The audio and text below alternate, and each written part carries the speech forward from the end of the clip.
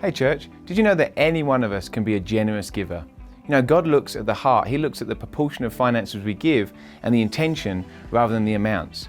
You know, in Mark 12:41 to 44, there's a great story about a widow woman giving her last 2 mites. You know, it says that Jesus sat opposite the treasury. He sat opposite watching how the people gave, which is interesting. Imagine if your pastor sat there and watched people, how much they were giving. You know, I went to a church one time and the pastor literally did that. He stood up on the stage and they had lots of different buckets down the front. And one of the buckets was for a missionary that was going somewhere, and it was like a plate. And the guy came and put money in and walked off, and the pastor called him back. He said, "Hey Bob," he said, "come back." He said, "You can do better than that, come on." And he got some more money out of his wallet and put more in the offering. So can you imagine if that happened today? Well, then days, Jesus sat opposite the treasury watching how people gave. And it said many rich people gave in out of their abundance. Now, Jesus didn't rebuke them. That's good. They gave in. We should always be giving out of our abundance.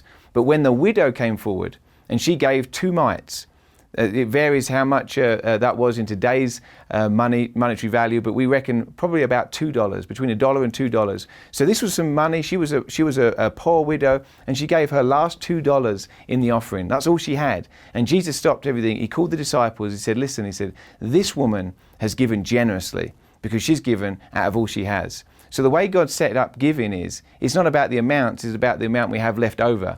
And every one of us can be a generous giver today. The good news is that widow woman went off, and I guarantee you she prospered. In fact, when I get to heaven, I'm going to find her. I'm going to have one of those cardboard signs, you know, that when people have at airports that say Mr. Smith, or, you know, Mr. Jones. I'm going to walk around and say, "Widow woman with 2 mites, where are you?" And I'm going to find her because I want to find out the rest of her testimony. I know that she prospered because she trusted God in her finances. And everyone who trusts God in their finances ultimately prospers. So I want you to know today, God's not trying to get money from you. He's trying to get money to you.